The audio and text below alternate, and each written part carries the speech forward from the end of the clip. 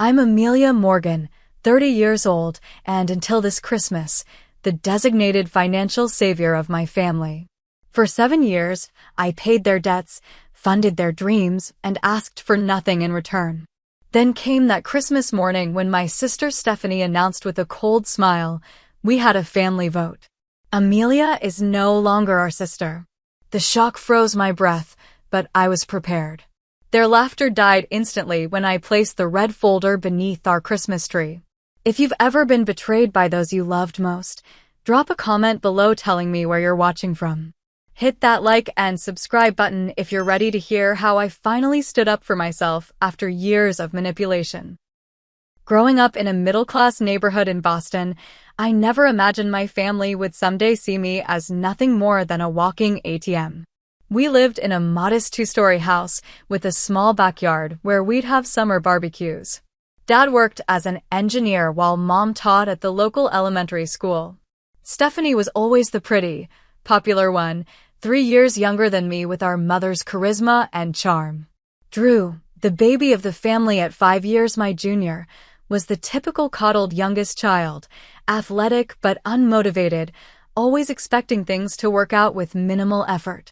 Everything changed when I was 16. Dad announced he was leaving, having fallen in love with his administrative assistant. The divorce was messy, bitter, and financially devastating.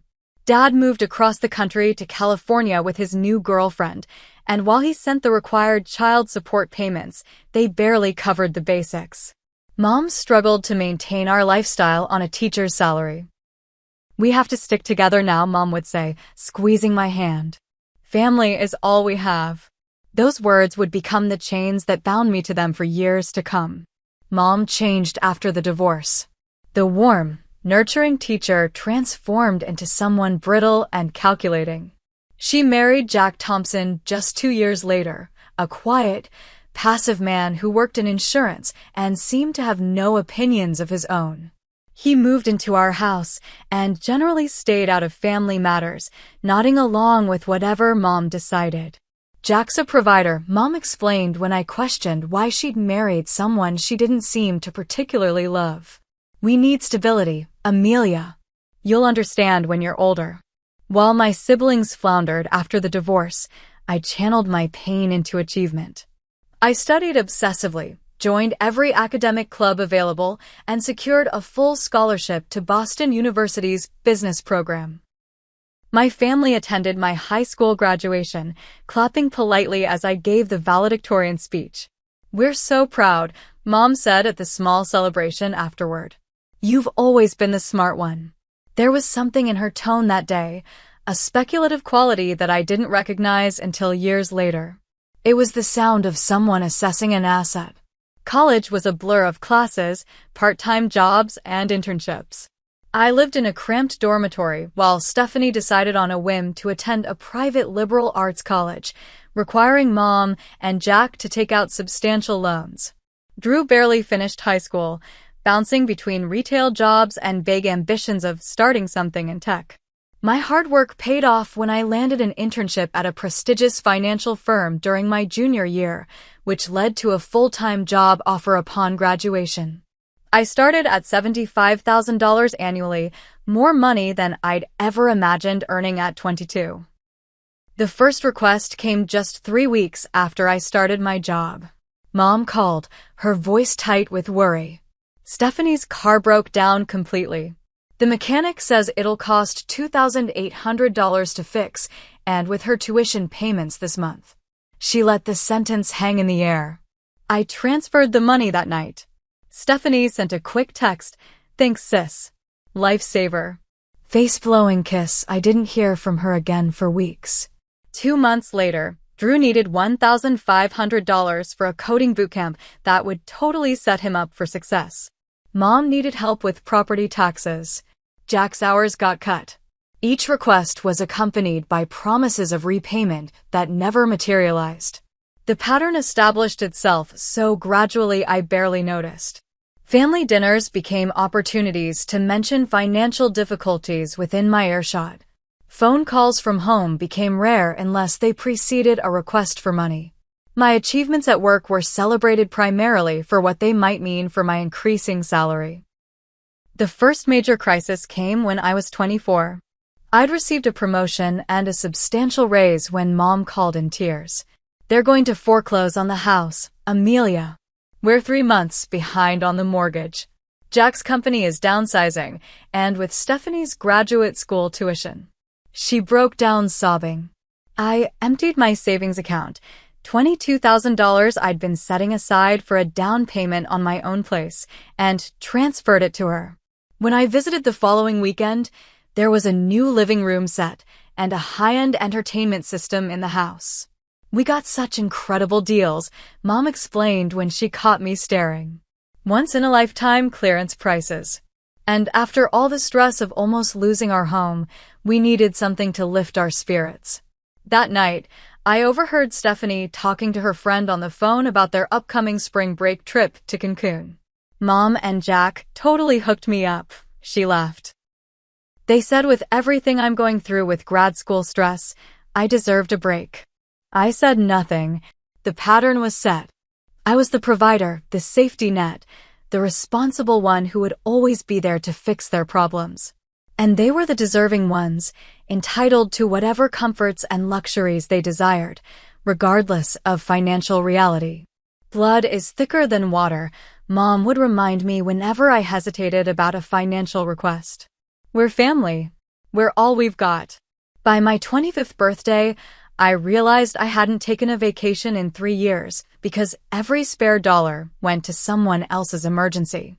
I lived in a small one-bedroom apartment while funding Stephanie's graduate studies and Drew's latest business idea, a social media app that never made it past the planning stage. I was building their dreams while putting mine on indefinite hold. But still, I told myself they were family. And family comes first. As my career advanced, so did my family's financial demands. By 26, I'd been promoted to senior financial analyst with a salary of $98,000, but I had less disposable income than when I'd started as an entry-level employee. The requests had evolved from occasional emergencies to regular expectations. The September after my promotion, Mom called with a familiar tension in her voice. "I've gotten myself into a bit of trouble with the credit cards," she confessed. "I didn't want to worry you, but it's gotten out of hand." "How much, Mom?" I asked, already opening my banking app.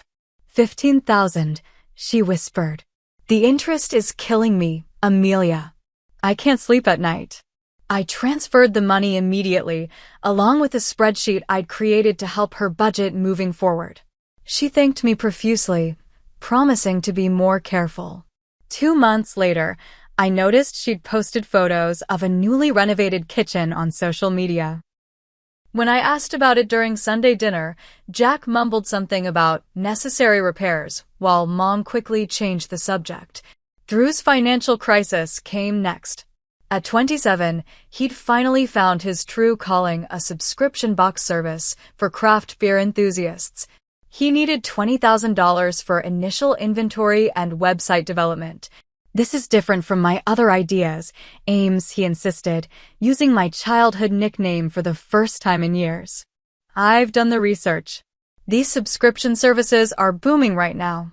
Do you have a business plan?" I asked. "Financial projections? Marketing strategy?" He slid a few crumpled papers across the table, vague outlines and optimistic sales forecasts with no real data behind them. Despite my reservations, I wrote him a check, drawing from my 401k and paying the early withdrawal penalty. "It's a loan," I said firmly.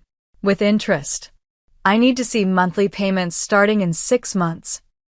"Absolutely," Drew agreed, his relief palpable. "You're the best, sis. I won't let you down this time." 6 months came and went with no payment. When I brought it up, Drew became defensive. "Business takes time to grow, Amelia." "God, not everything is about spreadsheets and ROI. Some of us are trying to build something meaningful." His beer subscription service quietly folded 8 months later. The $20,000 was never mentioned again. Then came Stephanie's wedding. She'd met Gregory, a pharmaceutical sales rep, during her final year of graduate school. After a whirlwind 6-month romance, they were engaged. Stephanie had visions of a fairy tale ceremony at the Langham Hotel in Boston, with no expense spared. "We've already put deposits down on everything," Mom explained when she invited me to lunch. "The venue, the caterer, the band. But Greg's parents can only contribute so much, and with our financial situation." "How much?" I asked, my voice flat.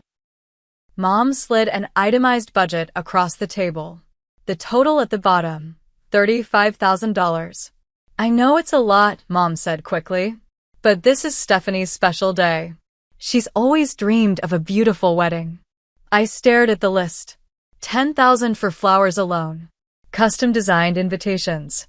A designer dress being flown in from Paris. "What about my special days, Mom?" I asked quietly. "What about my dreams?"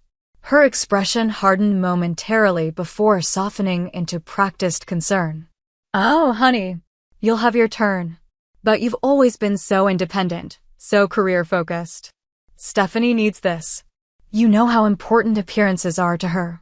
I signed the check. At Stephanie's wedding, I sat at a table with distant cousins while Mom, Jack, and Drew were seated at the head table with the bride and groom.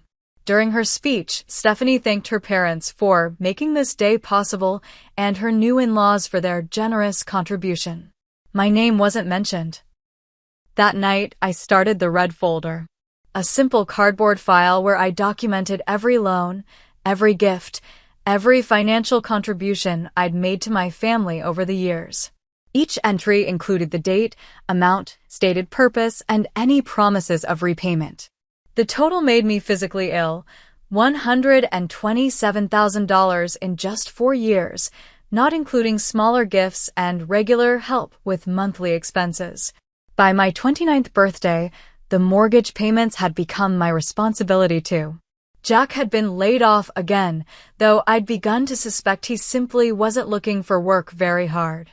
Mom had reduced her teaching hours to part-time, citing stress and fatigue. Drew had moved back home after his failed business venture and contributed nothing to household expenses. Stephanie and Greg bought a beautiful colonial in a prestigious neighborhood, somehow affording a lifestyle that should have been well beyond their means. I attempted to establish boundaries during a family dinner in April. "I need to start prioritizing my own financial future," I explained carefully. "I'm happy to help in emergencies, but I can't continue to be the primary support for everyone." The reaction was immediate and vicious. "After everything we've done for you," Mom said, her voice quivering with manufactured emotion. "I raised you alone after your father abandoned us. I sacrificed everything so you could succeed. We're family," Drew added. "You don't turn your back on family. It's not like you have other expenses," Stephanie pointed out with casual cruelty. "No husband, no kids, not even a pet. What else would you spend your money on?" I left that night with a migraine and another withdrawal from my account. $3,000 for property taxes they'd forgotten were due. The red folder grew thicker. 3 months later, I received another promotion. Senior investment advisor with a salary of $135,000 plus performance bonuses. I told no one in my family, but somehow they knew. The requests increased in frequency and amount. The red folder documented it all. The money I'd planned to use for a down payment on a modest condo diverted to bail Drew out of credit card debt. The European vacation I'd been saving for since college canceled to pay for Mom and Jack's roof repair. The professional development courses I wanted to take postponed indefinitely because Stephanie needed help with medical bills after her cosmetic surgery.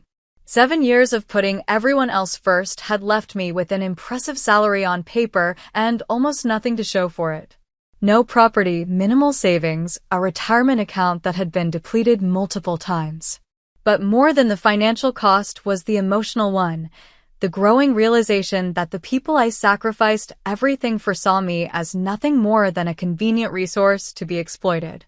The red folder became my silent testament to years of financial abuse disguised as family obligation. And as the resentment grew, So did my determination that something would eventually have to change. The moment everything changed happened on an ordinary Sunday in September, 3 months before Christmas. I'd arrived early for our monthly family dinner, letting myself in with the key Mom had given me for emergencies, which usually meant delivering checks or groceries when needed. The house was quiet as I placed the wine I'd brought on the kitchen counter. Voices drifted from the back patio. Mom, Jack, Stephanie, and Drew enjoying pre-dinner drinks in the late summer sunshine. I moved toward the French doors, then stopped as I heard my name. Amelia's bonus should be coming through next month, Mom was saying. I was thinking we could finally get that vacation property up in Vermont. The one with the lake view. God, she's such an easy mark, Stephanie laughed, the ice cubes clinking in her glass. All you have to do is mention family emergency, and she whips out her checkbook. Remember when she actually made me sign a payment plan for the business loan? Drew chuckled. Like I was ever going to pay that back. What planet is she living on? She's lonely, Mom said matter-of-factly. No social life, no relationship. We're all she has. Of course she'll keep supporting us. It's almost sad, Stephanie added. All that money, and what does she do with it? Lives in that depressing apartment, wears the same boring clothes year after year. To Amelia, Jack said, raising his glass. The gift that keeps on giving. Their laughter floated through the air as I stood frozen, my hand still on the door frame. Something crystallized in that moment, a perfect clarity about what my family truly thought of me. I'd been suspecting it for years, but hearing it stated so baldly, with such casual cruelty, shattered any remaining illusions. I slipped out the front door without announcing myself and sat in my car, hands shaking on the steering wheel. 10 minutes later, I texted Mom that I had a migraine and wouldn't make it to dinner.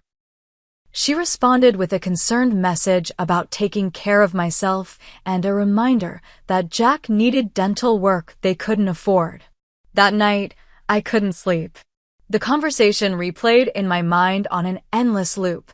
By morning, my hurt had hardened into resolve. I called in sick to work and spent the day researching financial abuse and family estrangement. The stories I read mirrored my own with eerie similarity. The gradual escalation, the emotional manipulation, the shame and isolation. By the end of the week, I had an appointment with both a therapist specializing in family trauma and a lawyer who handled financial recovery cases. The therapist, Dr. Meredith Simmons, listened to my story without judgment. What you're describing is financial exploitation, she said gently. It's a form of abuse, Amelia. The fact that it's family doesn't make it acceptable. The lawyer, Barbara Watkins, was more blunt. You've been functioning as an unauthorized personal bank, she said, reviewing my red folder documentation. These weren't gifts. They were loans obtained under false pretenses with implied promises of repayment. Can I actually recover any of it? I asked. Some, she nodded. Especially the larger amounts where you have documentation. The business loan to your brother, for instance. The wedding funds that were presented as a loan. The mortgage payments you've been making. What about the emotional cost? I asked quietly. Barbara's expression softened. That's harder to quantify legally, but establishing boundaries now will prevent further damage. With professional guidance, I developed a plan. First, I hired a private investigator to document exactly how my financial contributions had been used. The results were worse than I'd imagined. The PI's report revealed that Mom had a gambling problem, regularly visiting Mohegan Sun Casino and losing thousands. The medical emergency money I'd provided last year had funded her 3-day gambling binge. The roof repair I'd paid for had never happened. The money had disappeared into slot machines. Drew had used my business investment to buy a nearly new BMW, which he kept stored at a friend's house to prevent me from seeing it. He'd never even registered the beer subscription business with the state. Most shocking was what Stephanie had done. The medical bills I'd helped with weren't for necessary procedures, but elective cosmetic surgery. Additionally, she and Greg had purchased a vacation property in Maine last year, exactly when they'd told me they were struggling to make mortgage payments on their primary residence. The down payment amount matched precisely what I'd loaned them for their supposed financial emergency. Armed with this information and guided by my legal counsel, I spent October and November preparing. I documented everything in the red folder.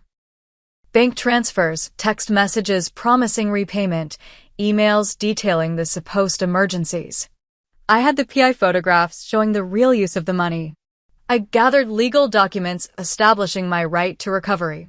Most painfully, I made the decision that would change everything. I would confront my family all at once on Christmas Day when we would all be together. The timing wasn't about vengeance, but practicality. It was the one day I could guarantee everyone's presence without arousing suspicion. As Christmas approached, my family's behavior followed the usual pattern. Mom called with hints about financial struggles during the holiday season. Drew mentioned needing a little help with a new business idea. Stephanie complained about the cost of hosting Christmas dinner at her house. I responded with non-committal sympathy but no offers of money. Their messages became increasingly direct, then desperate, then cold when no funds were forthcoming. 3 days before Christmas, Stephanie called to announce that we've decided Christmas would be at Mom's house instead of hers, and I should bring the ham and wine. I agreed without argument. What they didn't know was that I'd already purchased thoughtful gifts for everyone, the last I would ever give them. I'd written individual letters explaining my feelings and my decision. And I'd prepared the red folder with all its damning contents, ready to be revealed when the moment came. On Christmas Eve, I barely slept. The weight of what I was about to do, confronting the only family I had, potentially losing them forever, pressed on my chest like a physical burden. But underneath the anxiety was a steel thread of determination. 7 years of exploitation was enough. Whatever happened tomorrow, the pattern would end. Christmas morning dawned bright and cold, sunlight glinting off fresh snow. I dressed carefully in a crimson sweater and charcoal slacks, professional but festive. The carefully wrapped presents filled a shopping bag. The ham and 2 bottles of expensive wine went into another. And the red folder, containing 7 years of financial and emotional manipulation, went into my leather messenger bag. I arrived at Mom's house precisely at 10 a.m. The driveway was already full. Stephanie's Range Rover, Drew's car, not the hidden BMW, but the older Honda he drove to family events, and Jack's sedan. Christmas music drifted from inside, along with the smell of cinnamon and coffee. "She's here," Mom called as I knocked and entered. She embraced me with practiced warmth, her designer perfume enveloping me. "Merry Christmas, sweetheart." The house was lavishly decorated. A massive tree draped with expensive ornaments, professional-looking garlands winding up the staircase, multiple poinsettia arrangements. All paid for with my money, I knew. The PI report had included credit card statements showing Mom's $3,200 splurge at high-end decoration stores just weeks after I'd loaned her money for property taxes. "Everything looks beautiful," I said, meaning it. Whatever else was true, my mother had impeccable taste. "Let me help with those bags," Drew offered, unusually solicitous as he took the wine and ham. He'd been distant for weeks since I'd declined to fund his latest venture. Stephanie emerged from the kitchen, her smile tight. "Merry Christmas," she said, air-kissing my cheek. "Love the sweater. Is it new?" "I've had it for years," I replied, watching her slight grimace at this confirmation of my supposedly depressing wardrobe.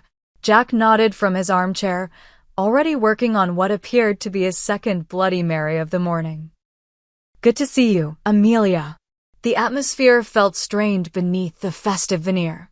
Conversations halted abruptly when I entered rooms. Stephanie and Mom exchanged meaningful glances when they thought I wasn't looking. Drew checked his phone constantly, texting someone with unusual intensity. We gathered for the traditional Christmas breakfast, Mom's special cinnamon rolls, bacon, fruit salad, and mimosas. The conversation remained superficial: weather, holiday traffic, celebrity gossip. No one asked about my work or my life. No one mentioned the financial requests I'd been ignoring for weeks. "These rolls are delicious, Mom," I said, breaking a brief silence. "Your best yet." "Well, I used real Madagascar vanilla this year," she preened. "Makes all the difference." I nodded, remembering the PI report showing her $75 purchase at a specialty baking store the day after I'd declined to help with her supposedly overdue electric bill. After breakfast, we moved to the living room for gifts. This had always been a choreographed affair in our family, with Mom directing who should open what and when. This year, she seemed particularly orchestrated, ensuring certain gifts were opened first. "Stephanie, why don't you give Amelia your gift?" Mom suggested with an odd emphasis. My sister handed me a small, poorly wrapped package. Inside was a coffee mug that read "World's Okayest Sister." Not even a new mug. I could see a faint coffee stain inside. "Cute," I said, setting it aside. Drew gave me a $25 gift card to a bookstore. Mom and Jack's gift was a scarf I recognized from Mom's own closet, still carrying traces of her perfume. When it was my turn, I distributed my carefully chosen gifts. For Drew, a premium leather portfolio embossed with his name, a nod to his frequent claims of entrepreneurial ambitions. For Stephanie, a pair of sapphire earrings that matched her wedding jewelry. For Mom and Jack, a weekend getaway package to a luxury resort they'd mentioned wanting to visit. Their reactions were telling. Surprise, certainly, but also discomfort. No one commented on the thoughtfulness or the obvious expense. Stephanie barely glanced at the earrings before setting them aside. Drew fidgeted with the portfolio, avoiding my eyes. "Well," Mom said after an awkward pause. "That was certainly generous. Especially considering." She glanced at Stephanie, who straightened in her seat. "Actually," my sister said, her voice taking on a rehearsed quality, "we have something important to discuss with you, Amelia." The room went quiet. Drew suddenly became intensely interested in the pattern on the carpet. Jack took a long drink from his glass. "We've been talking as a family," Stephanie continued, gaining confidence. "About our dynamics. About what's healthy and what's not." "Have you?" I asked, my voice calm despite my racing heart. This was it. The moment I'd been both dreading and waiting for. "Yes, and we've made a decision. A family decision." She glanced at Mom, who nodded encouragingly. "We had a vote, actually." "A vote?" I repeated. "Yes, about you, Amelia." Stephanie's voice took on a cruel edge. "We've decided that you're no longer part of this family." The words hung in the air, so shocking in their baldness that for a moment I couldn't process them. "What Stephanie means," Mom interjected, assuming an expression of pained concern, "is that we think there needs to be some separation. Some healthy boundaries." "You've become controlling with your money," Drew added, still not meeting my eyes. "Always holding it over our heads. Making us feel guilty. We need to break this unhealthy dynamic," Stephanie continued. "So we're asking you to leave. Today. And to give us some space to heal as a family." Mom dabbed at her eyes with a tissue. "This is so hard, sweetheart. But it's for the best. For all of us, including you." I looked around at their faces. Stephanie's barely disguised triumph, Drew's discomfort, Mom's theatrical distress, Jack's alcoholic detachment. In that moment, everything became crystal clear. They hadn't been planning to ask for more money today. They'd been planning to discard me now that I'd stopped providing it. 7 years of financial support, of putting their needs before my own, of sacrificing my dreams for theirs, and this was my reward. Expulsion from the family when I was no longer useful. A strange calm settled over me. I'd expected to feel devastated when this moment came, but instead I felt only a profound sense of clarity. And beneath that, a flicker of something unexpected, relief. Without a word, I reached for my messenger bag and removed the red folder. The glossy cardboard caught the light from the Christmas tree as I placed it deliberately beneath its lowest branches, like a final gift being delivered. "What's that?" Stephanie asked, her confidence wavering slightly. I looked directly at my mother, whose practiced expression of sad concern froze when she met my eyes. Whatever she saw there made her smile vanish completely. "Open it," I said. "I think you'll find it illuminating." The red folder sat beneath the Christmas tree, bright against the scattered wrapping paper and ribbon. No one moved to touch it. "What is this, Amelia?" Mom finally asked, her voice betraying the first hint of genuine emotion I'd heard all day: fear. 7 years of receipts, I replied calmly. Every loan, every gift, every financial emergency. All documented. Drew shifted uncomfortably in his seat. Stephanie's triumphant expression had vanished, replaced by wariness. Jack, suddenly more alert, set down his drink. "This is exactly what I meant about you being controlling with money," Stephanie attempted, though her voice had lost its certainty. "Keeping track of every penny like we're your debtors." "Aren't you, though?" I asked. I reached forward and opened the folder myself, removing the first document, a spreadsheet summarizing all transactions. $253,842. That's the total amount I've provided to this family over 7 years. Mom made a small choking sound. "That's absurd," Drew scoffed, but his face had paled. "You're exaggerating." "Am I?" I withdrew a stack of bank statements, each transfer highlighted in yellow. $20,000 to Drew Morgan on March 15th for a business investment. Business that was never registered with the state. I set down another document, the private investigator's report with photos. "But the BMW you bought a week later is registered in your name." "Nice car. Where do you keep it?" "Still at Jason's house." Drew's mouth opened and closed soundlessly. I turned to Stephanie. $35,000 for your dream wedding. $15,000 for medical emergencies that turned out to be elective cosmetic procedures. I placed photos on the coffee table, snapshots of her vacation property in Maine. "This lovely cabin was purchased last June, exactly 3 days after you told me you might lose your house if I didn't help with the mortgage." Stephanie's face flushed dark red. "You had us investigated? That's insane. That's stalking." "No, Stephanie. That's due diligence. Something I should have practiced years ago." I turned to my mother. "The gambling problem was a surprise, Mom. Mohegan's son must love you. Especially the high-stakes slots." Mom's hand flew to her throat. "How dare you?" "Receipts, Mom. Casino ATM withdrawals. Loyalty program statements. All obtained legally, I assure you." Jack was staring at my mother, genuine shock on his face. "Karen? Gambling? What is she talking about?" The look Mom gave me held real hatred. I turned to Jack. "You didn't know about any of this?" "The money I've been providing wasn't just for household expenses. Last year alone, Mom lost over $40,000 at various casinos." "That's a lie," Mom hissed, but her hands were trembling. I withdrew another document from the folder, a legal letter prepared by my attorney. This outlines the terms for repayment. I've been quite generous with the interest rates and timeline. My lawyer recommended pursuing criminal charges for fraud in some instances, but I've declined that option. "For now." "Lawyer," Drew croaked. "Barbara Watkins. She specializes in financial recovery and family law. She finds my case quite compelling." Stephanie had moved from shock to fury. "You ungrateful bitch. After everything we've done for you." "What exactly have you done for me, Stephanie?" I asked quietly. "Please enlighten me.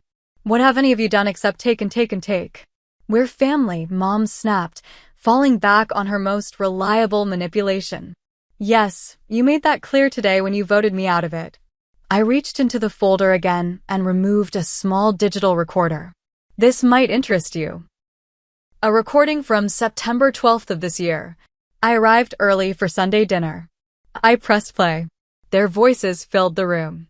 God, she's such an easy mark. All you have to do is mention family emergency, and she whips out her checkbook. Remember when she actually made me sign a payment plan for the business loan? Like I was ever going to pay that back.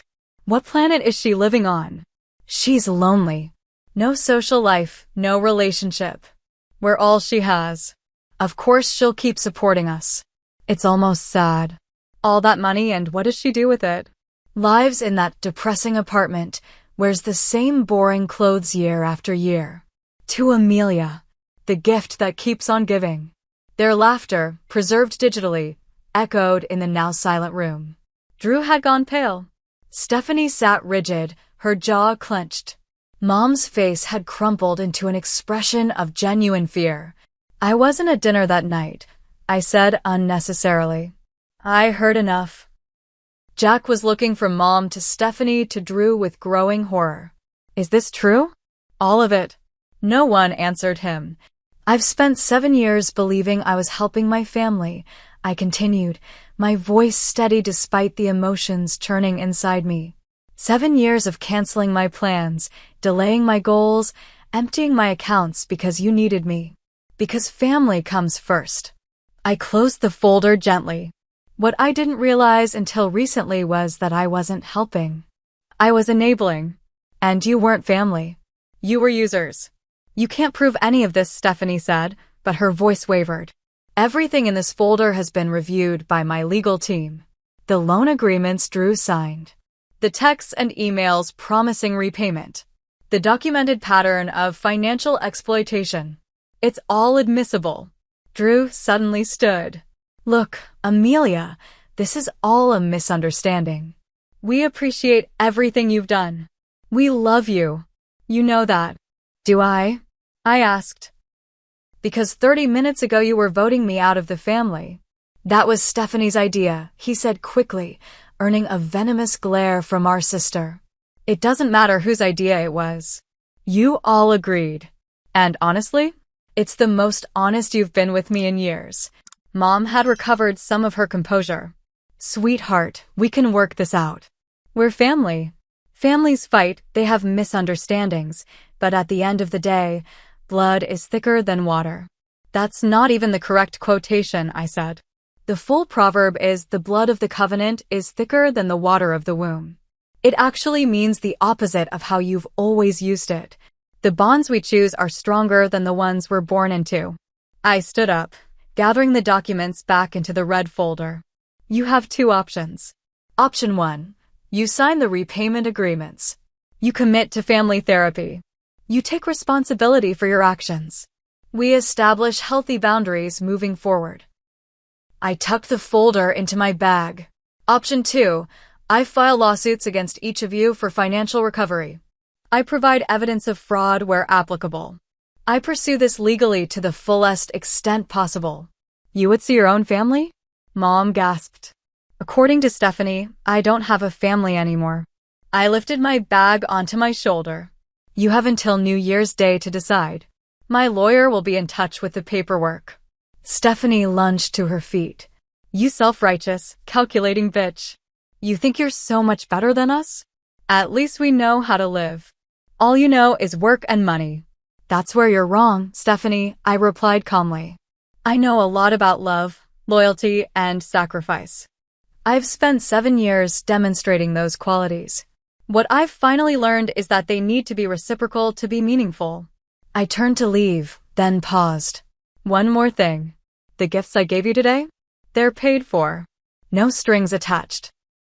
Consider them a parting gesture and a reminder of what genuine generosity looks like. As I walked to the door, Drew called after me. Amelia, wait. Can't we just talk about this? I turned back one last time, taking in the scene, the beautiful Christmas decorations, the expensive gifts, the faces of the people who had been the center of my world for so long. We're done talking, I said quietly. The red folder has said everything that needs to be said. The door closed behind me with a soft click, final as a period at the end of a very long sentence. I didn't make it to my car before the front door flew open behind me. Stephanie stormed out, still in her slippers, her face flushed with anger. You can't just drop a bomb like that and walk away, she shouted, her breath clouding in the cold air. I turned to face her, snow crunching beneath my boots. I didn't drop a bomb, Stephanie. I presented evidence. There's a difference. Drew emerged next, followed by Mom, and finally Jack, who looked shell-shocked. They formed a small, defensive cluster on the front porch, united, as always, against the outside threat. Even when that threat was the person who had kept them financially afloat for years. Let's all calm down and discuss this rationally, Drew said, assuming the mediator role he occasionally adopted when it suited him. Come back inside, Amelia. It's freezing out here. I'm not interested in another discussion where you gaslight me and manipulate my emotions, I replied. I've said what I needed to say. The documentation speaks for itself. This is about money, Mom said, her voice taking on the wounded quality she'd perfected over the years. It's always been about money with you. Keeping score, tracking every penny. This isn't about money, I interrupted. It's about respect, appreciation, honesty. Things that have been noticeably absent from our relationship. So you're willing to destroy your family over some misunderstandings? Stephanie demanded. You destroyed this family, I said quietly. Each time you took advantage. Each time you lied about needing help. Each time you discussed me with contempt while spending my money. And finally, today, when you explicitly stated I was no longer part of the family. Mom stepped forward, switching tactics. Sweetheart, we were emotional. We didn't mean those things. You know how Stephanie gets carried away. Don't blame this on me, Stephanie snapped. You agreed with everything I said. Because you manipulated the situation, as usual, Mom retorted, momentarily forgetting her performance as the wounded matriarch. As they bickered, Jack approached me separately, his expression troubled. Amelia, I had no idea about the gambling. About any of this, really. His voice dropped lower. Karen always handled the finances. She told me your help was occasional, for emergencies. And you never questioned it? I asked. The renovations, the vacations, the new furniture, all on a teacher's pension and your sporadic employment? He looked genuinely ashamed. I didn't want to know, I guess. It was easier not to ask questions. Willful ignorance is still a choice, Jack. Our conversation was interrupted by Drew, who had broken away from Mom and Stephanie's escalating argument. Look, about the BMW. He began. I don't care about the car, Drew. I care that you lied to me. That you never had any intention of building that business or repaying that loan. I was going to, he insisted. Eventually. Things just got complicated. Things got comfortable, I corrected him.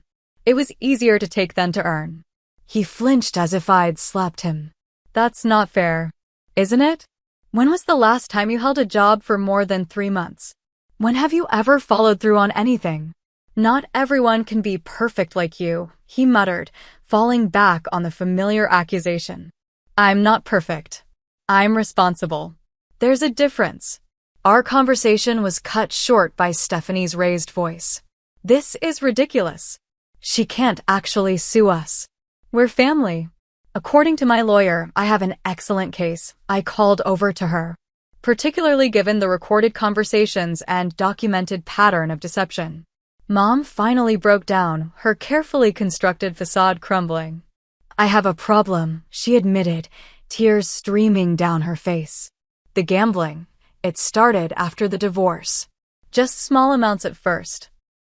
It made me feel something besides failure and abandonment. Mom. Stephanie began, but Mom waved her off. No, it's time for the truth. I've been lying to all of you. The money Amelia gave us, a lot of it went to the casinos. I kept thinking I'd win it back, pay her back, fix everything. She looked at me, genuine remorse in her eyes for the first time. I never meant for it to go this far. But you let it, I said, not unkindly. You had countless opportunities to ask for real help, to be honest about what was happening.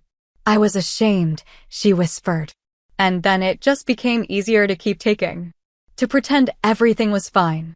Stephanie was staring at Mom with dawning horror. the second mortgage on the house. That wasn't for repairs, was it? Mom shook her head, unable to speak. A heavy silence fell over the group, broken only by the distant sound of children laughing in a neighboring yard. The perfect family Christmas we'd always pretended to have was finally, irrevocably shattered. What happens now?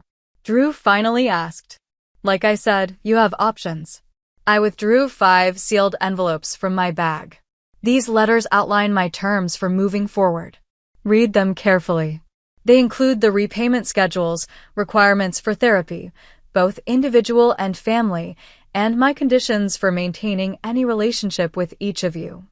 I handed them out one by one. These are non-negotiable. You either commit to making amends and changing the dynamic completely, or we handle this through the legal system. And if we agree to your terms? Stephanie asked, turning the envelope over in her hands. Then we try to rebuild something healthier. Something based on mutual respect rather than exploitation. And if we can't afford to repay everything? Drew asked. The schedule takes your income into account. It's fair. There are also provisions for community service and other forms of restitution. I looked at each of them in turn. This isn't about getting every dollar back. It's about accountability. What about the family therapy part? Mom asked quietly. That's actually the most important condition, I told her. Money can be replaced. Trust is harder to rebuild. They stood on the porch, holding their letters, suddenly looking smaller and less formidable than they had just hours before. The power dynamic had shifted completely, and we all felt it. I never wanted this, I said, my voice softening slightly. I wanted to be part of a family that loved and respected each other. That supported each other through genuine hardships. That celebrated each other's successes instead of exploiting them. We do love you, Drew said quietly. Love without respect isn't love, I replied. It's just another form of use. I turned to go, then paused one final time. 3 months. No contact while you consider your options and begin the work outlined in those letters. After that, we'll reassess based on your actions, not your promises. As I drove away, I watched them in my rearview mirror, still standing on the porch, envelopes in hand, the perfect family portrait finally revealing its true image. I felt a complex mixture of grief, relief, and something else I couldn't immediately identify. It wasn't until I was halfway home that I recognized it: freedom. For the first time in 7 years, I was free from the crushing weight of impossible expectations and endless obligations. Free to build my own life on my own terms. Whatever happened next, whether they chose accountability or continued denial, I had reclaimed my agency. The red folder had done its work. And that, I realized, was the greatest Christmas gift I could have given myself. 6 months after that fateful Christmas morning, I sat in Dr. Simmons' office for our bi-weekly therapy session. The cherry blossoms outside her window had come and gone, and summer was settling over Boston with its characteristic humidity. How are you feeling about the family meeting tomorrow? She asked, noting my fidgeting hands. Nervous, I admitted. It's been 3 months since our last structured interaction. A lot has changed. Indeed it has, she agreed. Let's talk through your boundaries again. The aftermath of my Christmas confrontation had unfolded in unexpected ways. Initially, there had been anger, furious texts and voicemails demanding I retract my ridiculous claims and threats. Then came the bargaining, offers to repay small amounts if I would drop the legal proceedings, attempts to negotiate the therapy requirements. Finally, when my lawyer made it clear I was serious, acceptance began to take root. Mom was the first to truly commit to change. 3 weeks after Christmas, she had enrolled in a gambling addiction program and begun attending Gamblers Anonymous meetings. The initial evaluation had revealed the full extent of her problem: over $200,000 lost in the past 5 years, multiple secret credit cards, and 2 previously undisclosed loans against the house. It was her rock bottom, I told Dr. Simmons. When Jack finally learned everything, he gave her an ultimatum: get help or he would leave. And how has her recovery been progressing? 6 months sober from gambling. She's working with a financial counselor in addition to her addiction specialist. She's even taken a full-time teaching position again to help with the repayment plan. The financial resolution had been complex but necessary. Under my lawyer's guidance, we had established legally binding repayment agreements with each family member. Mom and Jack had sold their vacation timeshare and second car. Drew had finally sold the BMW. Stephanie and Greg had reluctantly put their main property on the market. And your brother? You mentioned some positive developments there. I nodded, allowing myself a small smile. Drew completed that vocational training program. He's been working as an IT support specialist for 3 months now, his longest continuous employment since college. That must be gratifying to see. It is. He's different somehow, more grounded. He told me last week that the structure and accountability have been good for him. That he actually feels proud of himself for the first time in years. Not all the changes had been positive. Stephanie had complied with the financial terms, but remained angry and resistant to the therapeutic process.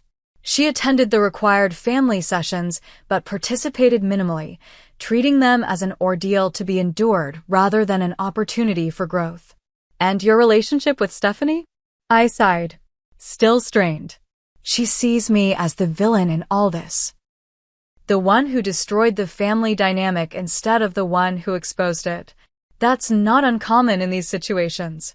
Often the person who breaks the pattern of dysfunction becomes the target of resentment. I know. I'm trying to accept that we may never have the relationship I once hoped for. Outside of my complicated family healing, my personal life had flourished in unexpected ways. Freed from the financial burden of supporting multiple households, I had finally purchased my own condo, a sunny 2-bedroom in Cambridge with a small balcony perfect for the container garden I'd always wanted to cultivate. I joined a book club and a hiking group, building friendships with people who expected nothing from me but my company and conversation. I'd even begun dating Michael, a kind and thoughtful architect I'd met at a fundraiser for the financial literacy program where I'd started volunteering. You've created quite a life for yourself these past 6 months, Dr. Simmons observed. It feels like my life, I replied. For the first time, it actually feels like mine. The family therapy sessions, facilitated by Dr. Carter, had been challenging but illuminating. We had mapped the patterns of our dysfunction, examined the roles we had each played, and begun the painful process of establishing healthier ways of relating to one another. I never realized how much I'd been shaped by Dad's abandonment, I explained. How I'd tried to fill that hole by making myself indispensable to everyone else. How I'd equated financial support with love because I didn't know how else to express it. And they didn't know how else to receive it, Dr. Simmons added. Systems develop to serve a purpose, even if that purpose ultimately becomes destructive.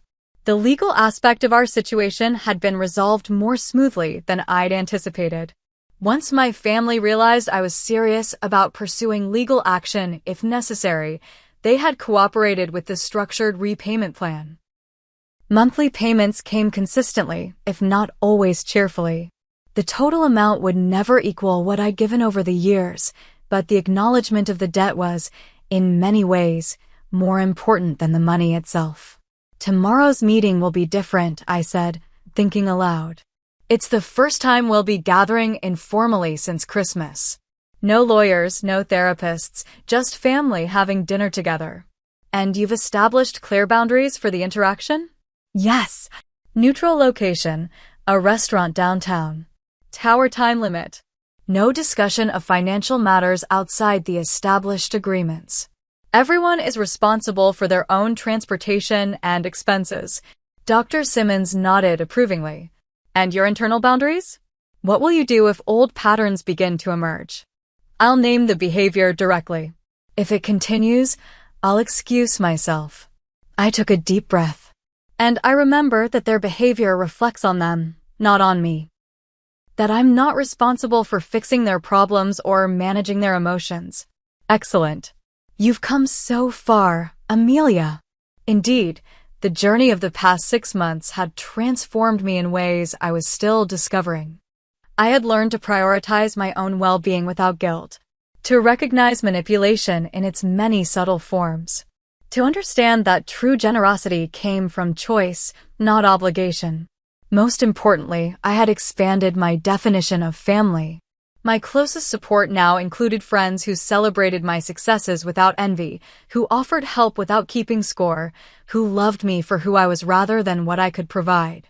That evening, I met my friend Tara for coffee. We had connected through the financial abuse support group I joined in January, both of us navigating the complicated terrain of family estrangement and reconciliation. Nervous about tomorrow, she asked as we claimed a corner table at our favorite cafe. Terrified, I admitted. What if it all falls apart again? What if they haven't really changed? Then you'll handle it, she said simply. The difference is, now you know you can walk away if you need to. You're not trapped anymore. Her words stayed with me as I prepared for bed that night. The red folder that had once contained all my documentation now held something different. Journal entries chronicling my healing journey, positive affirmations for difficult days, photos of my new life, and the people who enriched it. I ran my fingers over the glossy cardboard, remembering how it had felt to place it beneath the Christmas tree 6 months ago. The folder had served its purpose, transforming from an archive of exploitation to a testament of growth. My first Christmas after the confrontation would look very different from any holiday I'd known before. Whether tomorrow's dinner led to deeper healing or confirmed that some distances couldn't be bridged, I would celebrate the season on my own terms. Perhaps with Michael and the friends who had become my chosen family. Perhaps in the peaceful solitude of my new home. Perhaps even with some members of my biological family if our healing continued.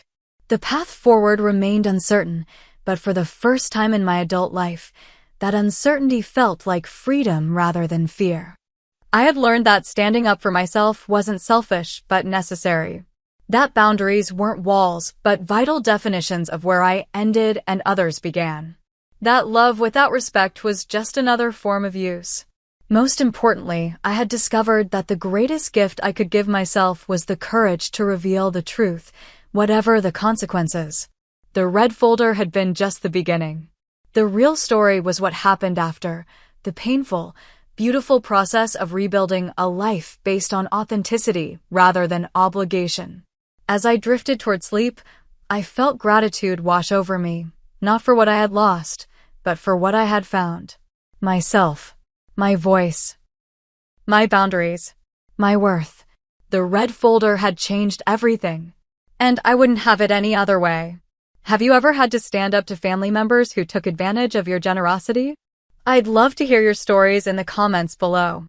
Remember, setting boundaries isn't selfish, it's necessary for your well-being.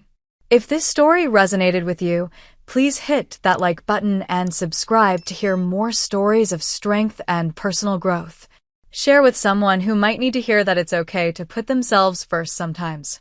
Thank you for listening to my journey, and remember, your worth isn't measured by what you give to others, but by how you honor yourself.